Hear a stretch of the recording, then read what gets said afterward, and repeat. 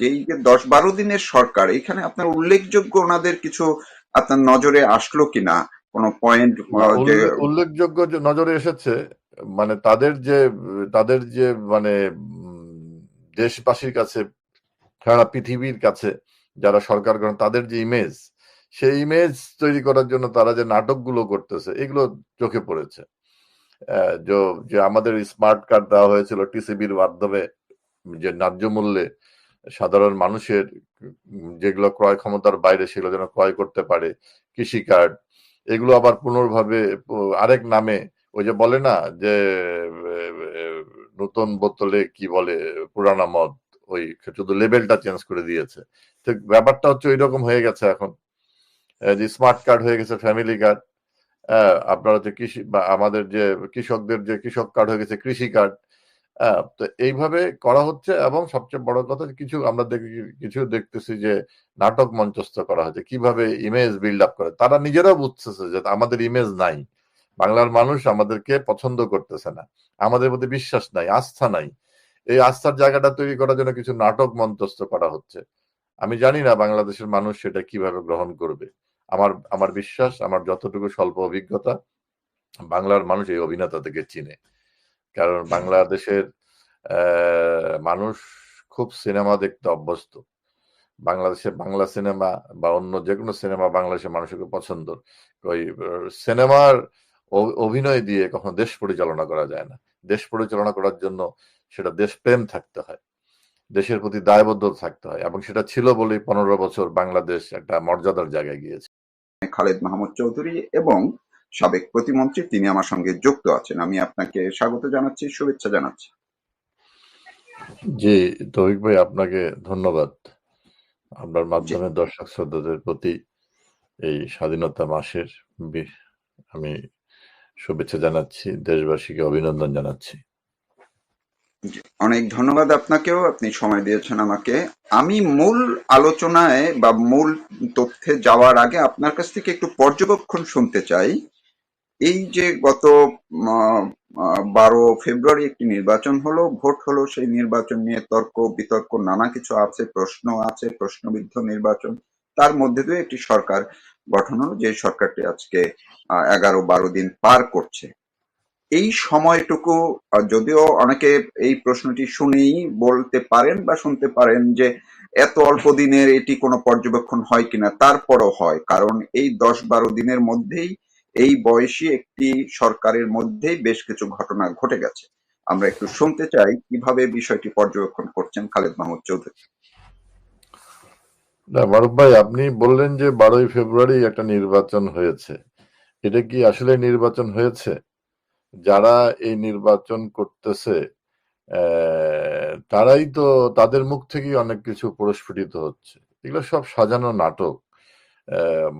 একটা মঞ্চস্থ করা হয়েছে যে বাংলাদেশকে যে 5ই আগস্ট একটা জঙ্গি সন্ত্রাসবাদের মাধ্যমে কিছু মানে মুনাফেকদের ভূমিকার কারণে বাংলাদেশ যেভাবে দখল করে নেওয়া হলো, এবং একটা অসাংবিধানিক ভাবে দেশটাকে পরিচালনা করে দেশটাকে তছনছ করে দেওয়া হয়েছে। দেশটার যে প্রাতিষ্ঠানিক যতগুলো জায়গা আছে সবগুলোকে ধ্বংস করে দেওয়া হয়েছে।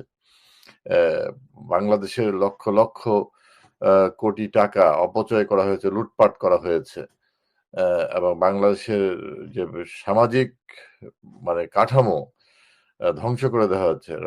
রাজনীতির রাজনীতির যে শিষ্টাচার সবকিছু ধ্বংস করে দেওয়া হয়েছে। বাংলাদেশে মব সন্ত্রাসের মাধ্যমে দেশের যে সামাজিক অবক্ষয় তৈরি করা হয়েছে। তরুণ যে নতুন প্রজন্ম, যে প্রজন্মকে যেভাবে বিপদগামী করা হয়েছে, আহ, আমি জানি না বাংলাদেশ এই ঘানি কতদিন টানতে হবে, আমি জানি না। তো এটুকুই বলতে চাই যে এই এই এই যে ঘটনাগুলোর একটা বৈধতা, সাংবিধানিক একটা মানে স্বীকৃতি দেওয়ার জন্য এই 12 তারিখের এই নির্বাচন নামক এই তামাশাটা করা হয়েছে। এটা কোনো নির্বাচন নয়। এটা জাস্ট আপনি যেটা বললাম যে এই সাংবিধানিক এই যে যে অন্যায় অবিচারগুলো করা হয়েছে সেগুলোকে বৈধতা দেওয়ার একটা পথ তৈরি করা।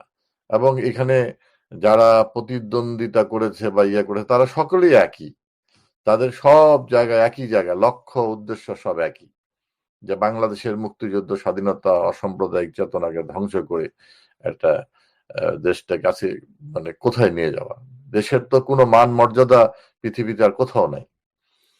আপনি দেখেন যে এই তথাকথিত তামাশার নির্বাচনের মাধ্যমে যারা সরকার গঠন করলো, আমেরিকার যুক্তরাষ্ট্রের এর আগে তো অনেকেই রাষ্ট্রপতি প্রধানমন্ত্রী সরকার প্রধান হয়েছে, তাদেরকে অভিনন্দন বার্তা, এটা শিষ্টাচার, যাদের সঙ্গে আমাদের কূটনৈতিক সম্পর্ক আছে সকলেই এই অভিনন্দনটা জানায় একটা নির্বাচনের পরে। কিন্তু আপনি দেখেন আমেরিকার প্রেসিডেন্ট ডোনাল্ড ট্রাম্প যে অভিনন্দন বার্তাটা দিয়েছে, সেটা কি আমাদের দেশের মর্যাদা রক্ষা হয়েছে? এটা কি কোনো অভিনন্দন বার্তা? তো কাজেই এই যে দেশটাকে এই যে জায়গায় নিয়ে গেল, দেশটা যে একটা মর্যাদার জায়গায় গিয়েছিল, যে দেশটা যে দেশের মানুষদেরকে সমীহ করত, আমরা যারা প্রবাসে থাকতো আমাদের দেশের মানুষেরা, যাদের রেমিটেন্সের টাকায় বাংলাদেশের অর্থনীতি সমৃদ্ধ হয়েছে, শক্তিশালী হয়েছে, সেই প্রবাসীদেরও কোনো মান যে ইয়েটা, যে সম্মানটা, সেটাও আজকে ভুলুণ্ঠিত হয়েছে। বাংলাদেশের নাগরিক এই কথাটা এখন মানে আগে যেটা গর্বের মধ্য দিয়ে 15 বছরের দেশ মানে আওয়ামী লীগ বা দেশরত্ন শেখ হাসিনার যে নেতৃত্বের কারণে যে উচ্চতায় গিয়েছিল, সেই জায়গাটা একদম মাটিতে নেমে এসেছে। কাজেই আপনি যেটা বলছেন নির্বাচন, এই নির্বাচনটা হচ্ছে এই অপকর্মগুলোর বৈধতা দেওয়ার একটা নাটক। এই নির্বাচন কোনো নির্বাচন নয়। এবং আপনি দেখেন পরিকল্পিতভাবে 24 সালে বলা হয় আমি এবং দামি নির্বাচন, কারণ ওই নির্বাচনে কোনো রাজনৈতিক দলকে আসতে বাধা দেওয়া হয়নি। সেই নির্বাচনে জাতীয় পার্টি, ওয়ার্কার্স পার্টি, সমাজতান্ত্রিক দল জাসদ, গণতান্ত্রিক পার্টি, সাম্যবাদী দল সহ তরিকত ফেডারেশন, অনেক রাজনৈতিক দল নির্বাচন করেছে।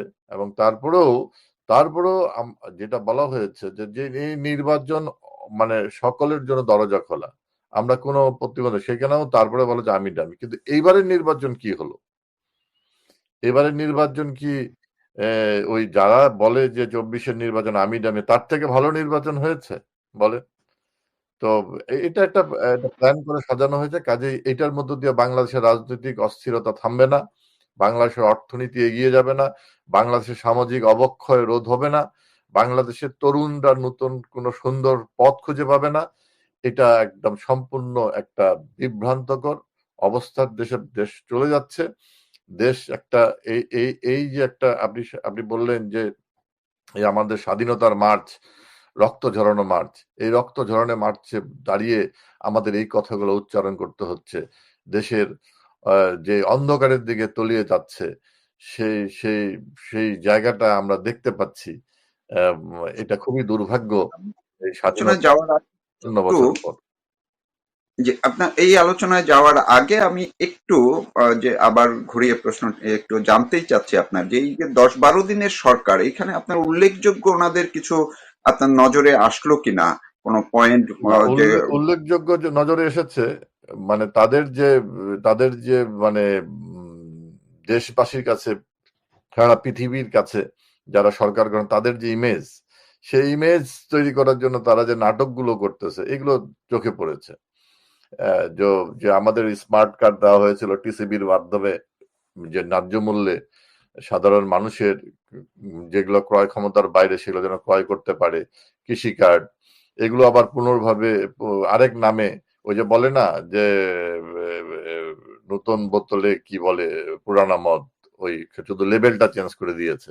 ঠিক ব্যাপারটা হচ্ছে ওই রকম হয়ে গেছে এখন, যে স্মার্ট কার্ড হয়ে গেছে ফ্যামিলি কার্ড, আপনার হচ্ছে কৃষি বা আমাদের যে কৃষকদের যে কৃষক কার্ড হয়ে গেছে কৃষি কার্ড। তো এইভাবে করা হচ্ছে এবং সবচেয়ে বড় কথা আমরা কিছু দেখতেছি যে নাটক মঞ্চস্থ করা হচ্ছে কিভাবে ইমেজ বিল্ড আপ করে। তারা নিজেরাও বুঝতেছে যে আমাদের ইমেজ নাই, বাংলার মানুষ আমাদেরকে পছন্দ করতেছে না, আমাদের প্রতি বিশ্বাস নাই, আস্থা নাই। এই আস্থার জায়গাটা তৈরি করার জন্য কিছু নাটক মঞ্চস্থ করা হচ্ছে। আমি জানি না বাংলাদেশের মানুষ সেটা কিভাবে গ্রহণ করবে। আমার বিশ্বাস, আমার যতটুকু স্বল্প অভিজ্ঞতা, বাংলার মানুষ এই অভিনেতা থেকে চিনে। কারণ বাংলাদেশের মানুষ খুব সিনেমা দেখতে অভ্যস্ত। বাংলাদেশে বাংলা সিনেমা বা অন্য যেকোনো সিনেমা বাংলাদেশের মানুষের খুব পছন্দ। ওই সিনেমার অভিনয় দিয়ে কখনো দেশ পরিচালনা করা যায় না। দেশ পরিচালনা করার জন্য সেটা দেশপ্রেম থাকতে হয়, দেশের প্রতি দায়বদ্ধ থাকতে হয়, এবং সেটা ছিল বলেই 15 বছর বাংলাদেশ একটা মর্যাদার জায়গায় গিয়েছিল।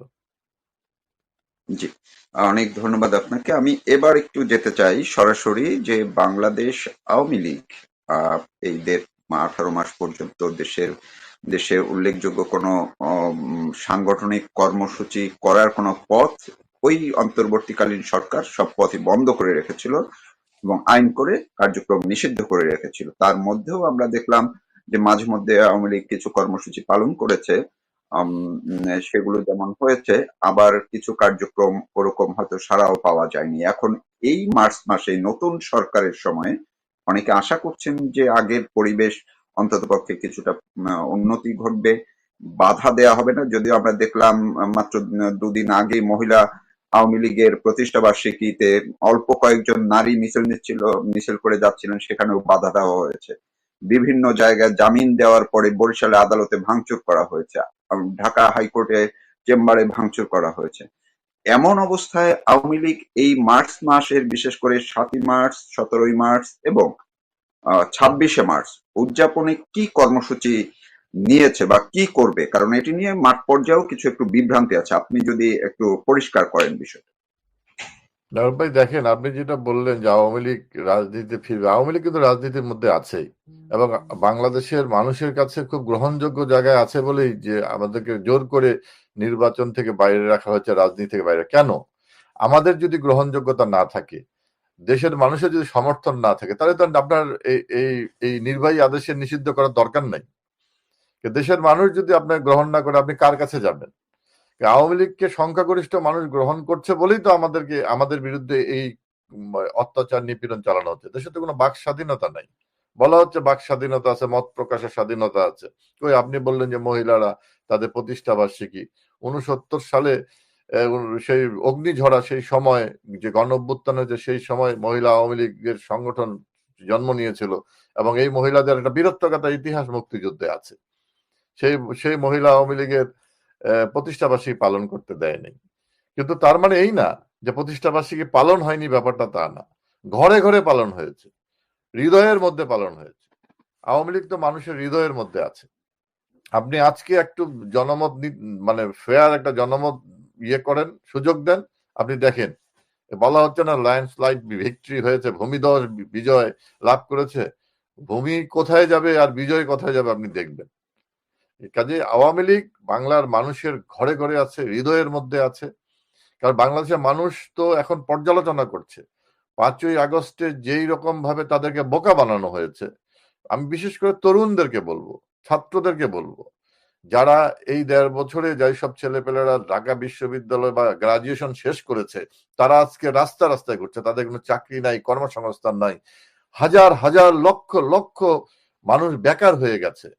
হাজার হাজার প্রবাসে থাকা মানুষগুলো দেশে ফিরে আসতেছে। মানুষ এখন একটা কর্মহীনতার মধ্যে যাচ্ছে। এর মধ্যে বলা হচ্ছে কি 2,500 টাকা করে দেওয়া হবে, মানে মানুষকে অলস বানিয়ে দেওয়ার জন্য, মানুষকে বেকারকে আরো বেকার করে দেওয়ার জন্য যত পরিকল্পনা নেওয়া, সেই পরিকল্পনা কর্মসংস্থান না করে তাকে ভাতা দেওয়ার ব্যবস্থা করা হচ্ছে। আমি যদি বিনা কাজে যদি আমি টাকা পাই, আমি কাজ করব কেন?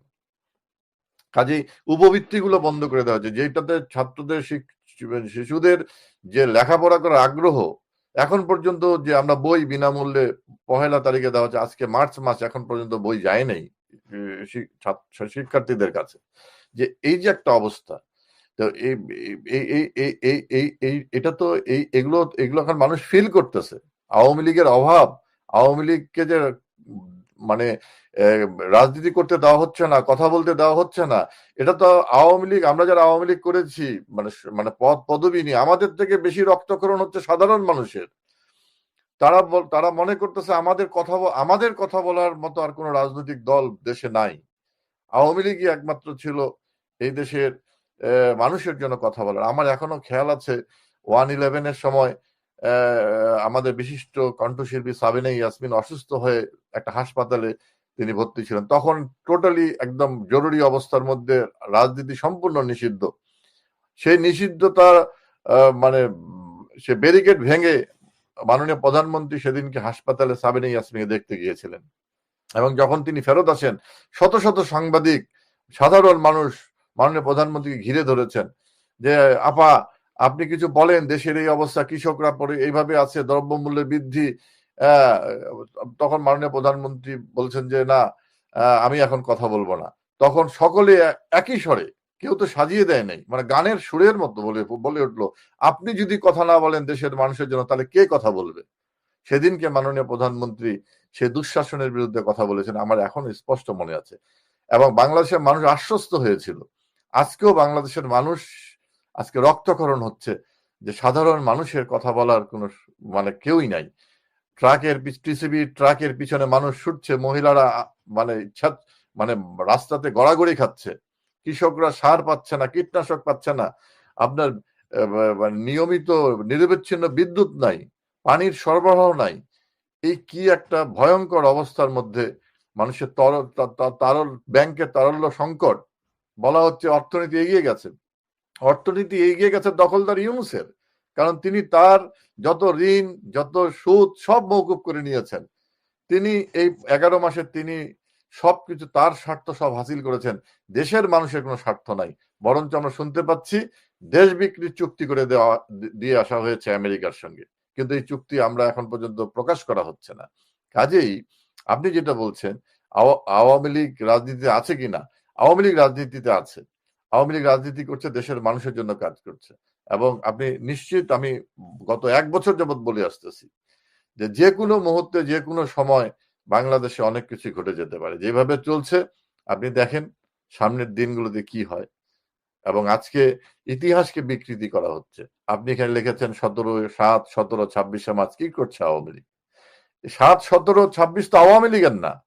7, 17 এটা তো বাংলাদেশের মানুষের। 7ই মার্চে বঙ্গবন্ধু বলেছিলেন এবারের সংগ্রাম মুক্তির সংগ্রাম, এবারের সংগ্রাম স্বাধীনতার সংগ্রাম। রক্ত যখন দিয়েছি রক্ত আরো দেব, এদেশকে মুক্ত করে ছাড়বো। এটা কি আওয়ামী লীগের কথা? এটা দেশের মানুষের হৃদয় স্পন্দন। দেশের মানুষ যেটা বিশ্বাস করেছিল বঙ্গবন্ধু সেটাই বলেছে, এবং সেটাই হয়েছে। রক্ত দিয়েই আমরা এদেশের মানুষকে মুক্ত করেছি। বঙ্গবন্ধু 17ই মার্চ বঙ্গবন্ধুর জন্মদিন, তিনি বলেছিলেন সেই 72 সালে, যে দেশের মানুষ খেতে পারে না, যে দেশের মানুষ শিক্ষা স্কুলে যে ছাত্ররা স্কুলে যেতে পারে না, যে দেশের মানুষ দারিদ্রতার মধ্যে আছে, সে দেশের প্রধানমন্ত্রী কি সে জন্মদিনে কি আর মৃত্যুদিনে কি? তিনি সেই জন্মদিনটাকে সেদিনে শিশু কিশোরদের জন্য উৎসর্গ করেছিলেন। আজকে সেই জন্মদিন, এটা বঙ্গবন্ধু জাতির পিতার জন্মদিন, এটা তো আওয়ামী লীগের না, এটা সমগ্র দেশবাসী। 26শে মার্চ কি আওয়ামী লীগের? মহান নেতা বঙ্গবন্ধু শেখ মুজিব যখন সার্চ লাইট অপারেশন দিয়ে গণহত্যা চালানো হলো, সকল পথ যখন বন্ধ হয়ে গেল, তখন তিনি স্বাধীনতার ঘোষণা দিলেন যে আজ থেকে বাংলাদেশ স্বাধীন। এবং সেটা আবার তার বিভিন্ন ভাবে বিভিন্ন জায়গায় পাঠিয়ে দেওয়া হলো। এবং এটা তো আওয়ামী লীগের না, এটা দেশের। আওয়ামী লীগ শুধু দেশের মানুষকে নেতৃত্ব দিয়েছে, আওয়ামী লীগ এই সংগ্রামগুলোর নেতৃত্ব দিয়েছে। কাজে 7, 17, 26, 17ই মার্চের অগ্নিঝরা, 7ই মার্চের ভাষণ, এটা আওয়ামী লীগের সম্পত্তি নয়, এটা দেশের সম্পত্তি। এটা তো ওয়ার্ল্ড হেরিটেজে সেটা স্থান করে নিয়েছে, যে পৃথিবীর মানে যে 10টি যে ভাষণ, তার মধ্যে 7ই মার্চের একটি ভাষণ।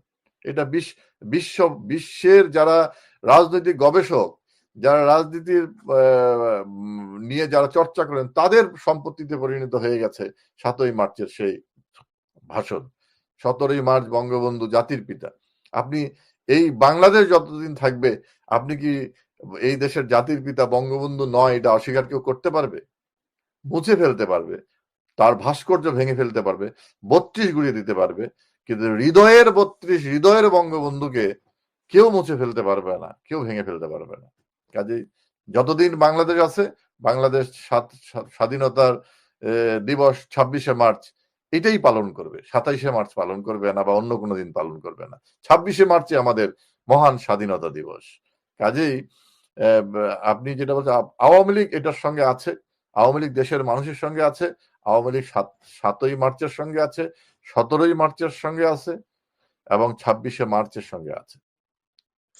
আপনি যে বাংলাদেশ আওয়ামী লীগের সাংগঠনিক সম্পাদক, এর মধ্যে বিভিন্ন ভাবে আমরা দেখছি যে সামাজিক যোগাযোগ মাধ্যমে যে আপনাদের কিছু কর্মসূচি কেন্দ্রীয় ভাবে নেওয়া হয়েছে, এবং প্রধানমন্ত্রী বাংলাদেশ আওয়ামী লীগের সভানেত্রী তিনি নির্দেশনা দিয়েছেন। এই বিষয়টা একটু আপনি কোন আনুষ্ঠানিক কর্মসূচি কি 7 মার্চ এবং 17ই মার্চ, 26শে মার্চ আওয়ামী লীগের কোনো ধরনের কর্মসূচিকে ঠিক করা হয়েছে কিনা বা ঘোষণা করা হয়েছে কিনা? যতটুকু বলা এটা কোনো কারণে হয়তো অনেক কিছু এটা থাকতে এটা পারে। কোনো আনুষ্ঠানিকতা নয়। আপনি যেটা বললাম ৭ই মার্চ, ১৭ই মার্চ, ২৬শে মার্চ, এটা জাতীয়ভাবে এটা পালন করা হচ্ছে। এটার জন্য কোনো নির্দেশনা লাগে না। মাননীয় আমাদের আওয়ামী লীগের যে সিদ্ধান্ত ৭ই মার্চ, ১৭ই মার্চ, ২৬শে মার্চ আমরা পালন করব, প্রতি বছরের নয়। এটা আমরা পালন করে থাকি। যেদিন থেকে এটা সংগঠিত হয়েছে তখন থেকে আমরা এই ৭ই মার্চ পালন করি। আমরা হচ্ছে ১৭ই মার্চ বঙ্গবন্ধুর জন্মদিনে আমরা হচ্ছে জাতীয় শিশু কিশোর দিবস পালন করে থাকি, কারণ তিনিই সেটা উৎসর্গ করেছিলেন। এবং ২৬শে মার্চ আমরা স্বাধীনতা দিবস, আওয়ামী লীগ এটা যথাযথ মর্যাদার সঙ্গে সেটা পালন করবে। কেউ যদি বাধা দিতে আসে দিবে।